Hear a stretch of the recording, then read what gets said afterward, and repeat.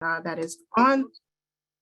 Thank you. The presentation that is on the screen. Again, thank you all for being here and being with us for Thursdays with the UDO. This is a virtual listening session series. My name is Yolanda Jones. I am the Senior Project Manager for Community Outreach with Planning. And I'm joined by a few staff members and some project team members from the UDO team. Today's topic will be covering heritage tree protection. So these virtual listening sessions actually have come about from topics and feedback that we have received throughout the comment period since we've released the draft. The feedback you guys have given us has helped to kind of craft what has risen to the top. Heritage trees happens to be one of them. These sessions are a chance for you as the community to voice your opinion about the standards within this first draft of the UDO. And the goal of these sessions is for staff to hear your feedback, suggestions, and concerns. Please note that these listening sessions are for listening, and we have emphasis on listening versus responding. The input shared during these sessions will be documented, transcribed, and then placed into our comment portal. So that will happen after each session ends. I'd like to give a few guidelines for today's session and how we will run this. Those who signed up to speak during our meeting registration will be called upon in the order for which you register. Each speaker will have the floor for 2 minutes. And please note you will be allowed to receive a request from, you will actually receive a request from the meeting host that will allow you to unmute to speak when it is your turn to speak. To maintain fairness, once your 2 minutes has expired, you will be muted and the next person will be called upon. Those who did not sign up to speak during the meeting registration, but you decided that you really just feel like the need to speak now, we would love to hear from you. Please place your name in the comment box, so in the chat box, so that we're able to add you to a queue to be able to speak.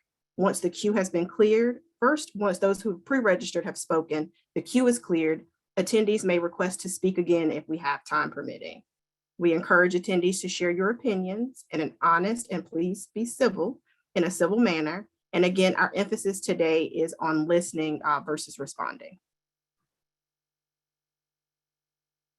Here you'll see a few key dates, and you guys may have seen this if you've attended our presentations in the past around our schedule for the UDO. The first draft of the UDO was released back in October, and we are currently still in that first phase of engagement around the first draft for public comments, which end on March 18th. If you don't know that date, please jot it down for me right now. March 18th is the day that we will be receiving comments through for this first draft. After this comment period closes on March 18th, we will take that time to review your comments and your feedback, and we will work and prepare a second redlined draft with revisions. After that period, we will release the second draft of the UDO in May of this year. A city council public hearing is scheduled for June, as we also will have a planning committee recommendation during that time with a hopeful adoption, fingers crossed, for July 2022. So very quickly, just an outline of how our run of show will go today for this session. An outline of the proposed approach for regulating heritage trees in the first draft with a brief presentation from Tim Porter, our Chief Urban Forester. And then we will open today. I will go back over the rules once we get kind of closer to that and some guidelines. And then we will close by highlighting some of our UDO resources and our upcoming engagement opportunities. Excuse me. I'll now turn it over to Tim Porter. Thank you, Yolanda, and good afternoon, everyone. Thank you for your interest and your time today. I'm going to jump right into it to maximize time. There's a lot going on this slide, so I'll kind of guide you through my talking points. If you look at the nice big pie chart in the middle there and right above it to the right, the number of 60%, that points to tree canopy loss that we've determined through multiple recent analyses. I want to give a thanks to Trees Charlotte for conducting a citywide canopy analysis in 2019 during the Tree Canopy Action Plan initiative. During the comprehensive plan process, we took that analysis and did some additional targeted analysis demographic driven and other focused analysis. And as far as zoning, we determined that single family residential saw the largest canopy loss of any zoning districts. On the left of the pie chart, you can see in a very itemized fashion, the 40% was broken down in these other zoning designations. And the major causes of canopy loss within this focused zoning analysis, it was aging canopy. There's a significant aging canopy issue in our older urban core neighborhoods, and some, those are neighborhoods, 60, 70, 100 years developed 100 years ago. There's also an aging canopy issue in some younger neighborhoods that date back 30 years ago, where certain types of trees like Bradford pears were planted. Major storm events, there's certainly an increase in occurrences of storm events and storm damage occurrences where trees or limbs and parts of trees fall. Infill redevelopment, general property owner decisions, and new development all contributed to the loss that we're seeing in that 60% bucket there. So next slide. So jumping right into the proposed heritage tree policy and ordinance concept and the actual regulation, did want to tie this back to the comprehensive plan. Within goal 7, there's a plan policy objective to prioritize the preservation of large, healthy, mature trees and existing contiguous forested areas, and that is a foundational element for the proposed heritage tree regulation. We have a heritage tree regulation in the current ordinance, but this really represents an overhaul and a significant step to a stronger preservation intent and purpose with heritage trees, and that is seeking, as it's written now, proposed to preserve all native trees to North Carolina that are 30 inches in diameter or greater at DBH, which is a forestry term for diameter, breast height. Essentially, it means if you take a measurement of the trunk of a tree at 4.5 feet above the ground, if it's 30 inches or greater, that would qualify if it's a native tree. There is an intent to support and allow the removal of dead, diseased, hazardous trees. If hazardous or significantly declining or dead, those can be removed without a permit. Next slide, please. There is a mitigation component to this requirement. When a permit is issued for an authorized removal of a heritage tree, the applicant will have to mitigate in 2 ways. There's a mitigation fee of $1,000. Again, this is currently proposed. That fee can be reduced if there's a replanting component of 1 tree for every 10 inches of diameter removed. So if you see the example at the bottom, 45-inch native healthy tree, that can be reduced to $500 if 5 trees are planted back. Again, any hazardous, declining, or dead tree can be removed without a permit, and mitigation is not required in some cases for those. The additional requirement is mitigation replanting. So there's a fee and a replanting component, and at minimum, there's a requirement to plant 1 tree bag of at least 2-inch diameter for every tree that was removed. If you plant more trees to offset the total diameter removed, that's how you reduce the fee down to $500. Okay, next slide, please. We'll toss it back to Ronald.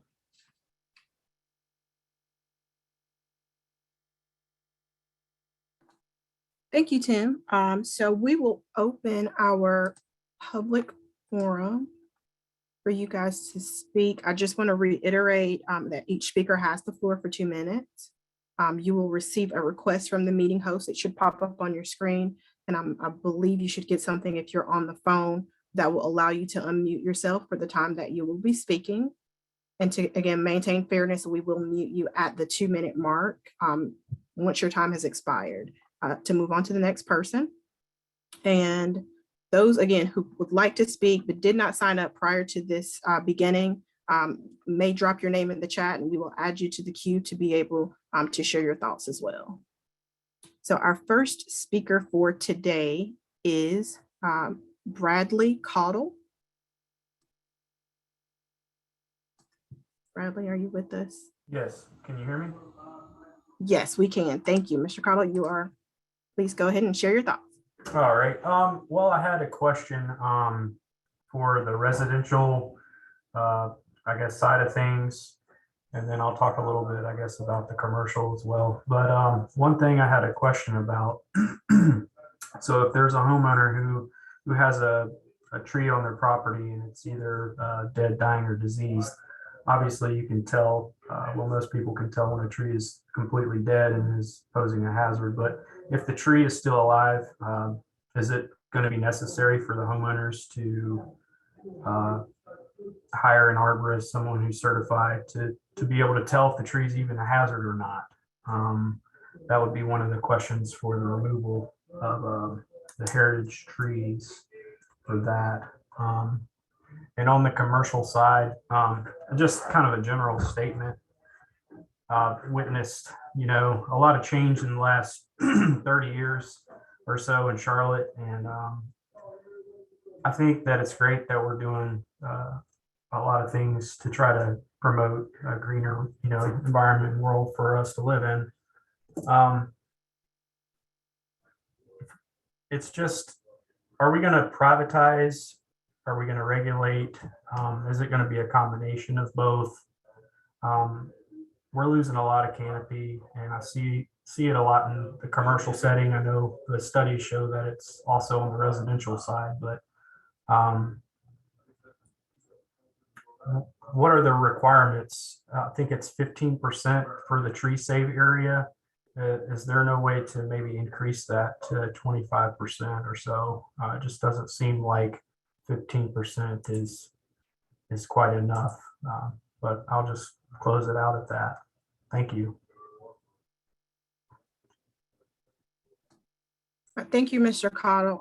What we have done, again, I just want to reiterate, as you ask questions, we will document those questions and place them into the portal so that they can be transcribed and we can get you an answer to your questions. We won't be answering them during this period to allow folks to speak, but we will definitely be documenting those. So thank you for that. My next speaker is Mr. or Mrs. Jay Banks. Do we have Jay Banks with us today?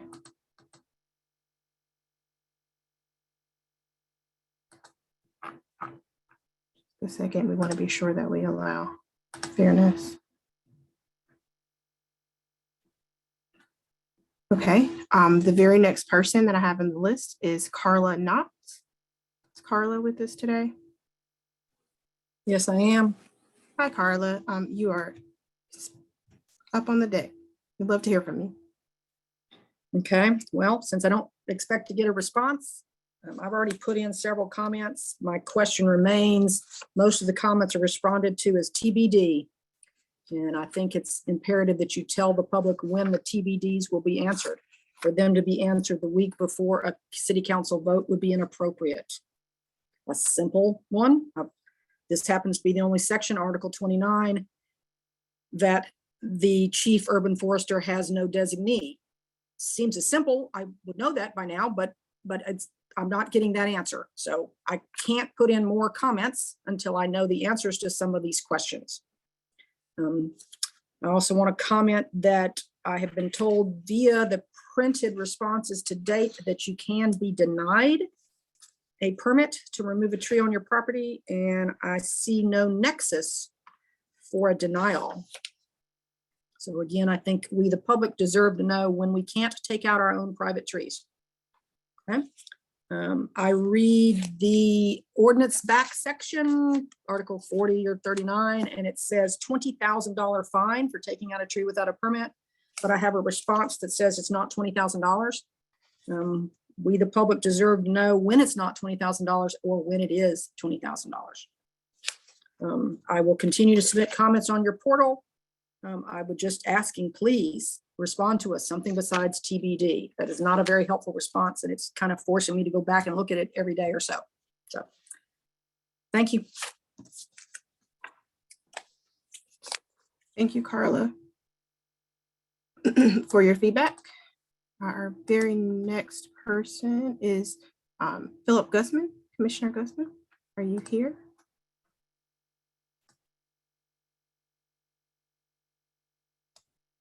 Yes, I was actually, I didn't have a specific question. I was hoping to get the feedback, though I will say that um, I hope staff is able to address some of the questions about when some of these things will be answered. She had a very good point there. But otherwise, thank you. Thank you. Madam? The next person that I have on the list is Daniel Levine. Daniel, are you with us today?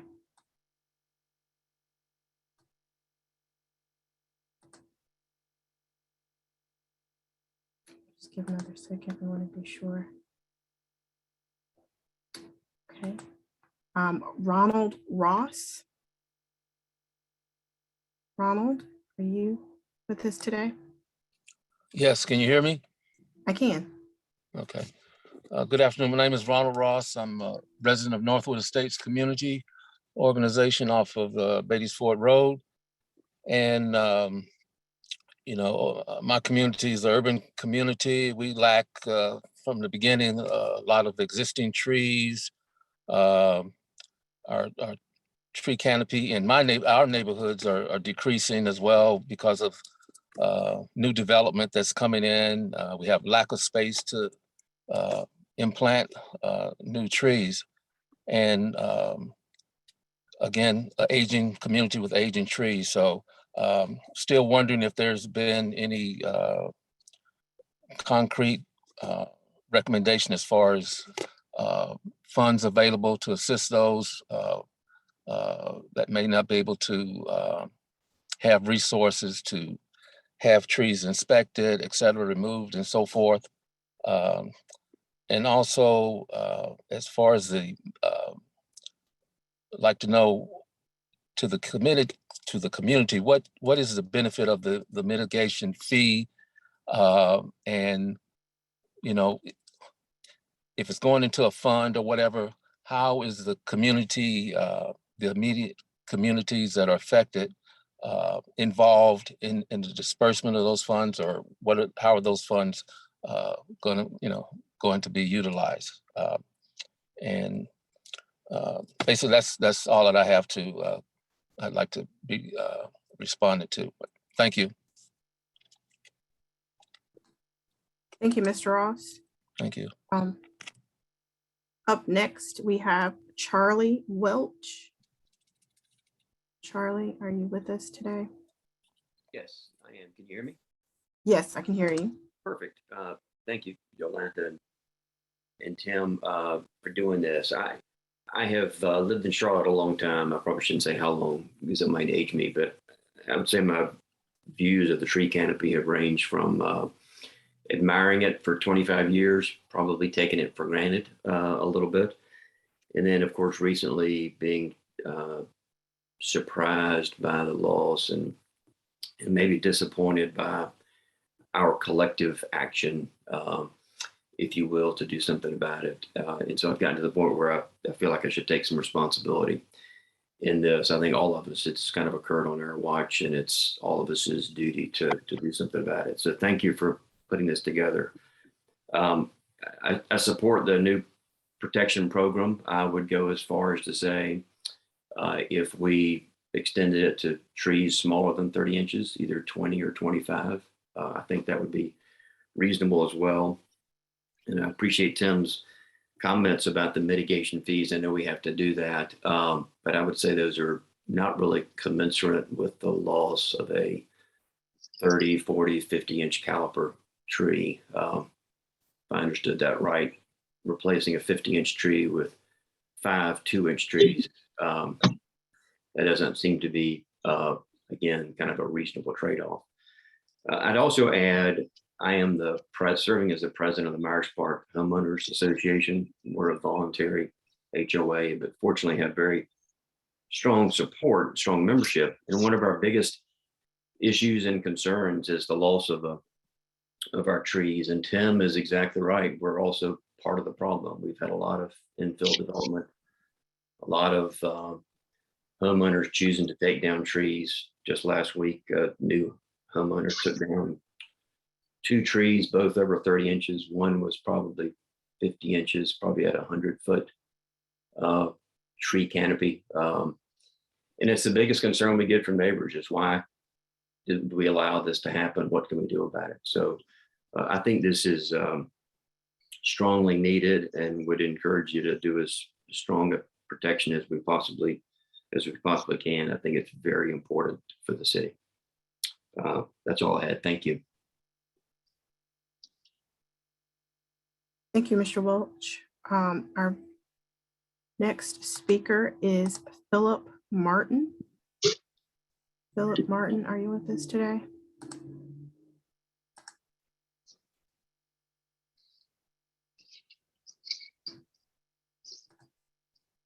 Okay. Moving on, John Harvey is our next registered speaker. John Harvey, are you with us today?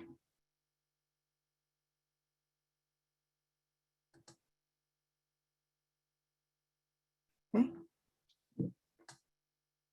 Hermes Goots, and I hope I'm not really messing up your last name. I apologize. Are you with us today? Yes, I am, and it's Hermes. Hermes, Yep, so thank you. awesome. I recognize some names on the call, so thank you. And I apologize if any of my comments are redundant from other forums, but I'm an HOA president in Irvin Company development from about 50 years ago. There's many of them around Charlotte, going from 50 to 70 years ago. So we have quite a few older trees. There's some over 100 years in my backyard, and some of them are definitely smaller than 30 inches. So I concur with somebody else who said maybe we should consider, a smaller diameter as the minimum. But I want to give some background on HOAs. Generally, we do have binding covenants in our community, but our only authority really ultimately goes to foreclose on a homeowner, which we would probably never do for cutting a tree down. So our authority realistically is very limited, even in a binding HOA, for enforcing cutting trees. I mean, we can certainly ask homeowners and require them to replant, but it is very difficult to follow such a long process that HOAs must by North Carolina laws. So having the city back us up in our tree protections, I think is a positive, although some people probably would view it as a negative if they're on the fine end of that. But I generally think it's a reasonable idea. I would just not want to shift the burden solely on individual homeowners. We certainly have a lot of activity buying up single family residential zoning and then redeveloping that. So statistically, I think we're seeing, and I did appreciate that being in one of the slides, that we're losing canopy when that occurs, when there's infill on single family. But, generally, I think my feedback would just be that, HOAs, while there are good intentions in various communities and neighborhoods, we do need the city's help in an expert way. Another example would be determining whether a tree is diseased or dying.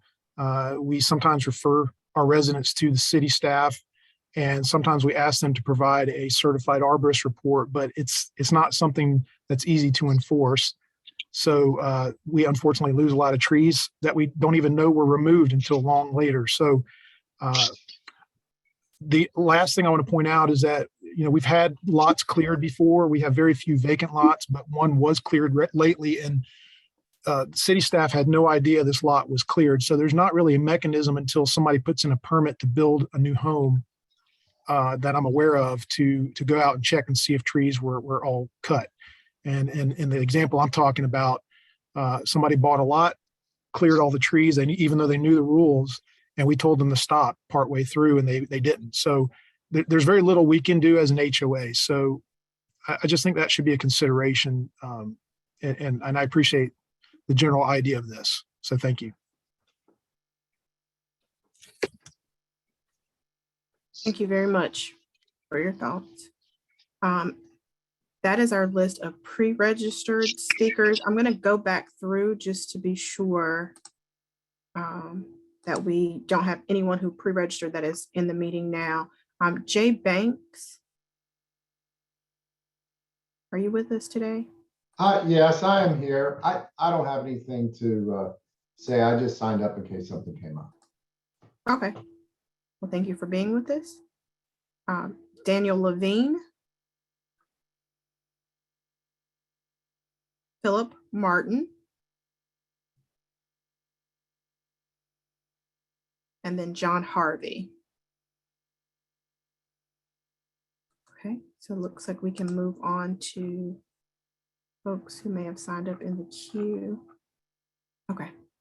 Looks like they changed their mind. Is there anyone else who wishes to speak who had not previously registered but would like to take the time during this meeting to speak? Please place your name in the queue so that we can unmute you to have your feedback time.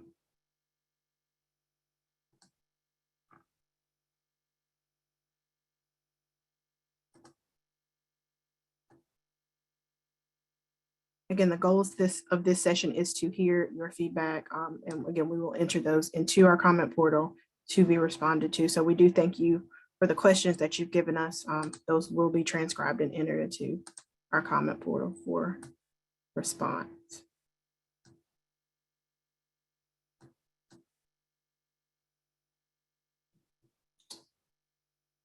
Okay, if that is the last speaker, we will move on. I'm going to turn it over to Andrew Ossel with our team. Did I see? Sorry, Yolanda. Did I see that somebody had raised their hand? Make sure. So that person has rescinded and decided not to Okay. speak. Awesome.